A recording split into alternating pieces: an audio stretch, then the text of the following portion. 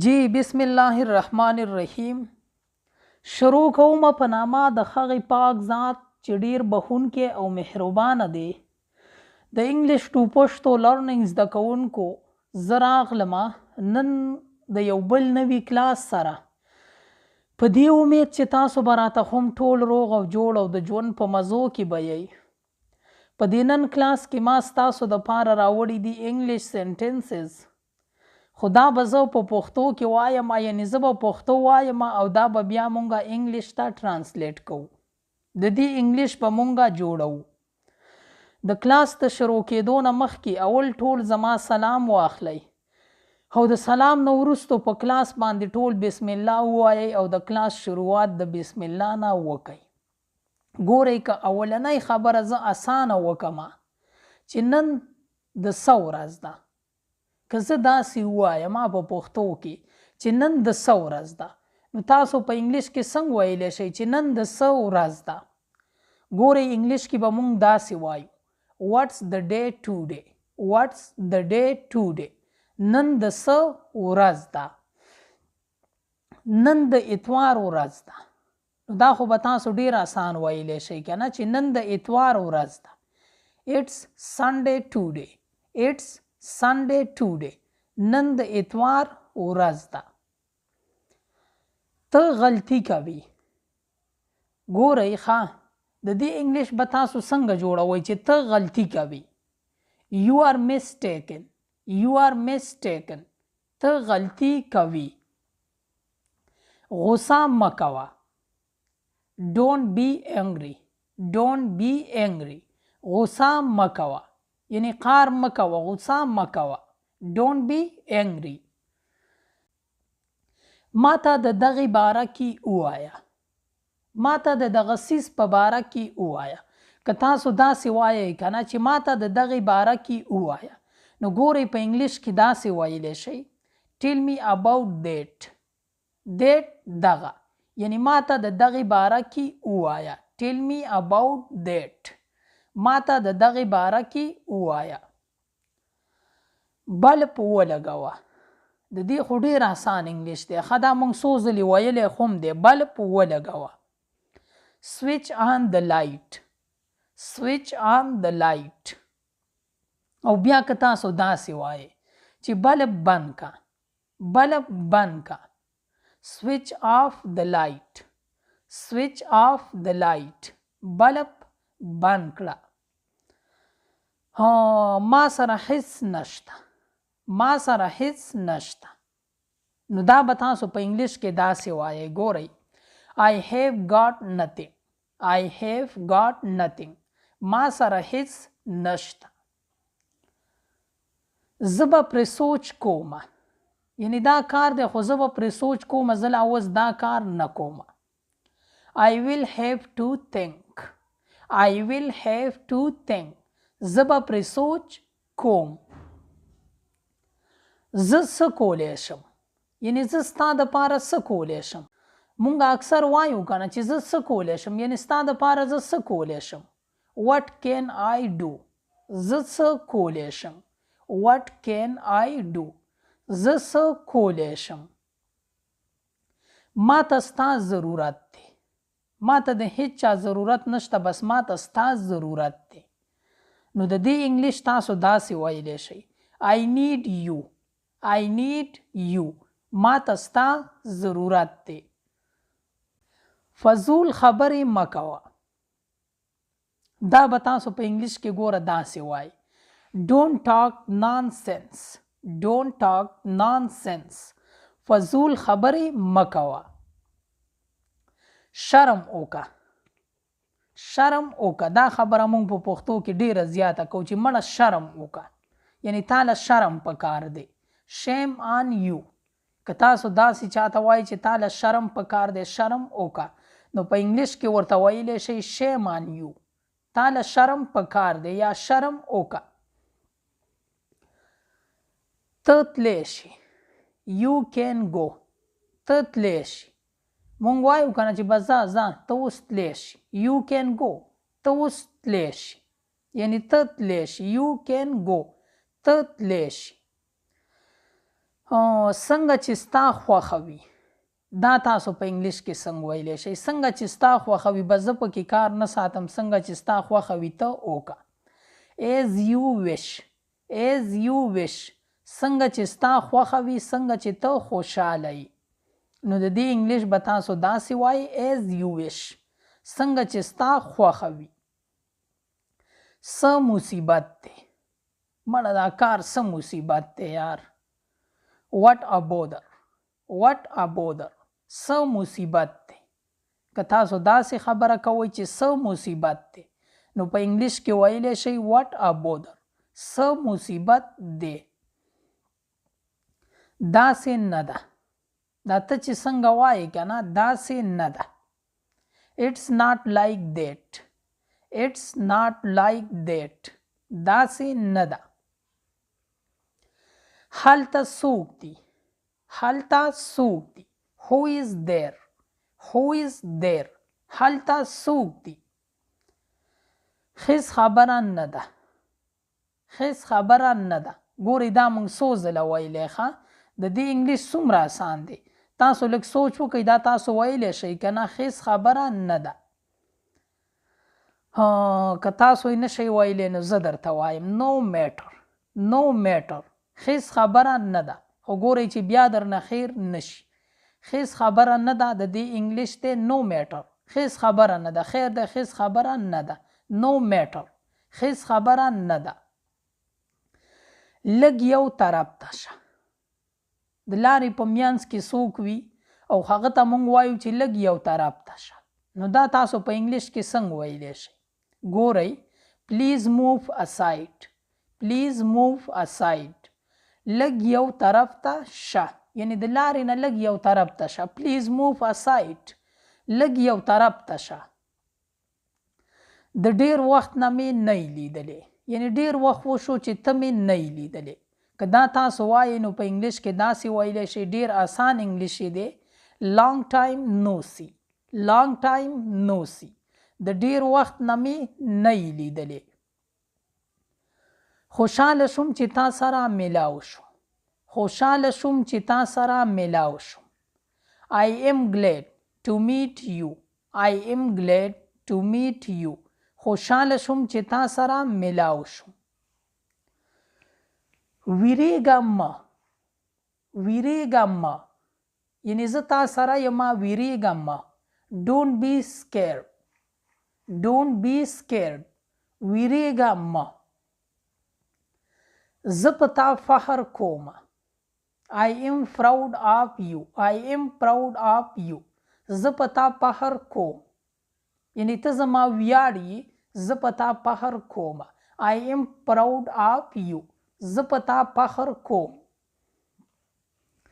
زه ډیر ستړی شوی یم دا تاسو په انګلیش کې داسې ویلی شئ ګوره I am exhausted زه ډیر ستړی شوی یم exhausted ډیر زیات ستړي ته وایي یو ټایډ دی ټایډ وایي نارمل چې کوم ستړی وي عام چې کوم ستړی وي هغې ته وایي ټایډ او د حد نه چې سیوا ستړی شي مونږ اکثر وایو که نه چې یار داسې ستړی شوی یم چې دا بیل هډوکي مې ماتیږي دغه ستړي کېدو ته په انګلیش کې وایي exhausted I am exhausted زه ډیر ستړی شوی یم خپل دماغ استعمال کا کله کله مونږ وایو کنه چې خپل دماغ استعمال کړئ د خپل ذهن نه کار واخله use your brain خپل دماغ استعمال کا use your brain خپل دماغ استعمال کا بهانې مکوه خاصې بهانې مکوه مړه که کار نشي کولی مکوه خو خاصې بهانې مکوه don't make excuses بهانې مکوه ما له خوب راځي I am sleepy ما له خوب راځي وخت ختم شو time is up وخت ختم شو ګورئ مهرباني وکړه کښېنه دا خبره خو زمونږ په عام روټین کې ډیره زیاته راځي مونږ بل کس ته وایو که نه چې مهرباني وکړه کښېنه please be seated please be seated مهرباني وکا کینا مزې کوه دا مونږ اکثر په کمنټ په سوشل میډیا باندې ډیر زیات استعمال او اکثر ولیکو کنه چې مزې کوه نو دا تاسو په انګلیش کې آسان ویلی شئ have fun مزې کوه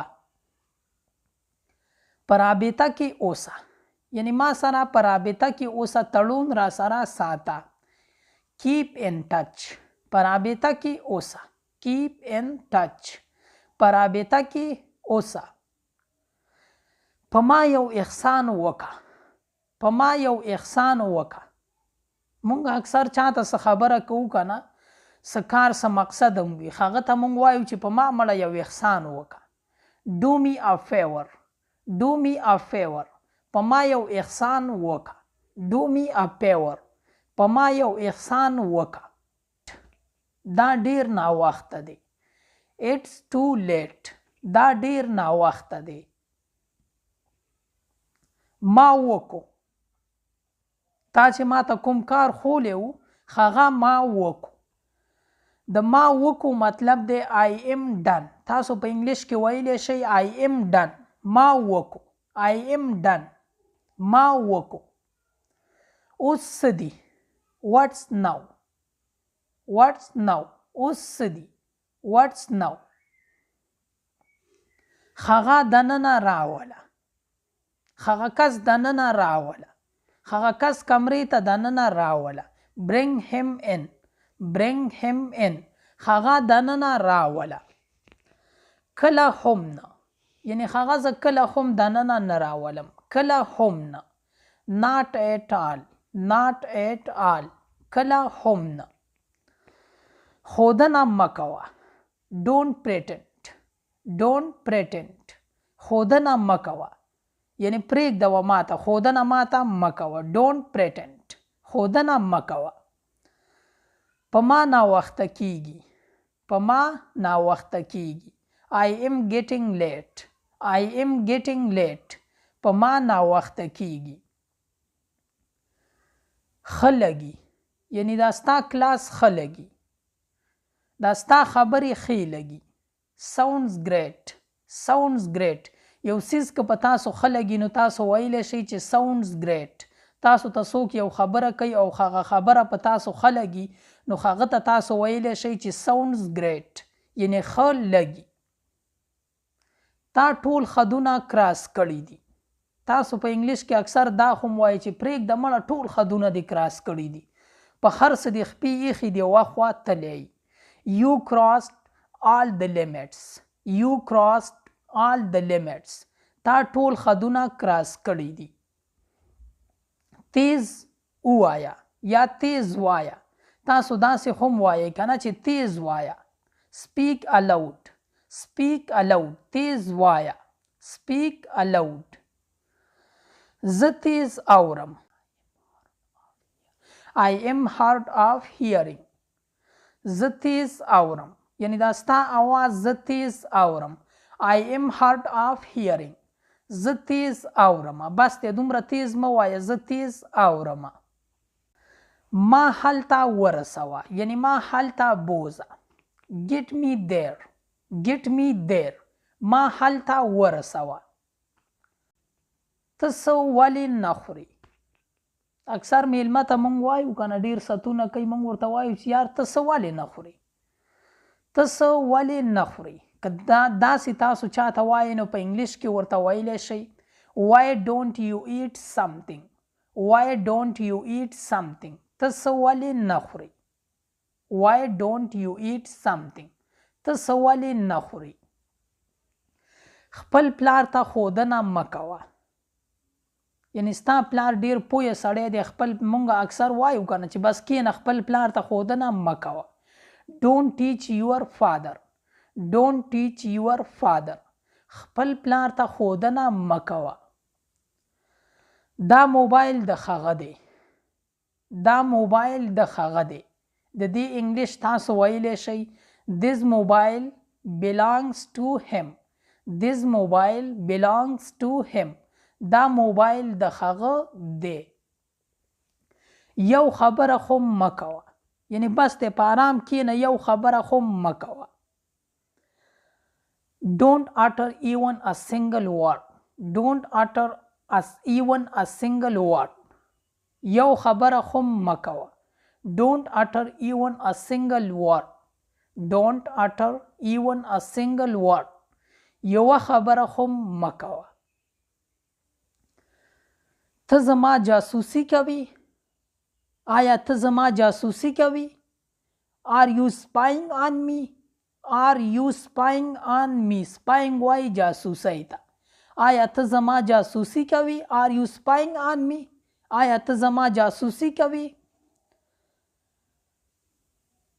ما تا ته څو ځلې ویلي دي. ما تا ته څو ځلې ویلي چې هلته به نه ځي.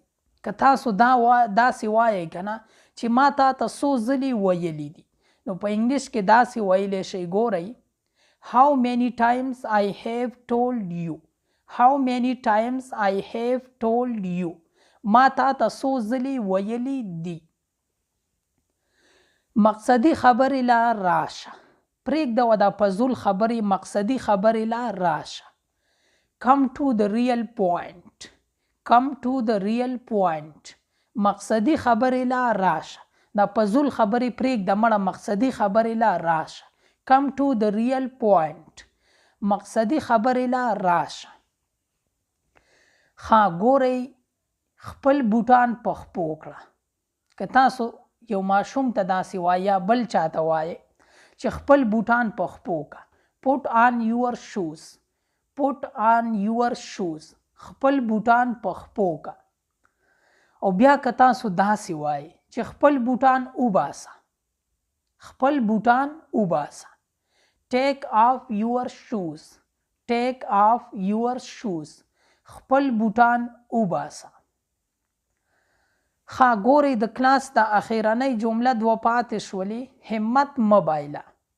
حوصله همت مه بایله. صحیح ده؟ Don't give up. همت مه بایله. Don't give up. همت مه بایله. کله هم بایلات مه منه. کله هم بایلات مه منه. Never give up. Never give up. کله هم بایلات مه منه. هم تر دې دمه و زمونږ د نن ورځې کلاس. زه امید کوم چې د دې کلاس نه به تاسو ډېر څه زده کړي وي. ستاسو په انګلیش کې به ډېر ښه والی راغلی وي. هم په دې جملو سره به ستاسو په انګلیش کې روانوالی پیدا کیږي. که تاسو چرې په توجه سره په دهان سره دې کلاس ته غوږ دی، که تاسو دې کلاس ته په توجه سره غوږ نه وي ایښی، نو تاسو دا بیا هم را د سره کولی شئ، بیا هم را د سره کولی شئ. دا تاسو بار بار اورېدلی شئ. تر هغې اورئ تر څو چې مو زده کړی نه وي. که ژوند وي زه به راځمه د یو بل نوي کلاس سره.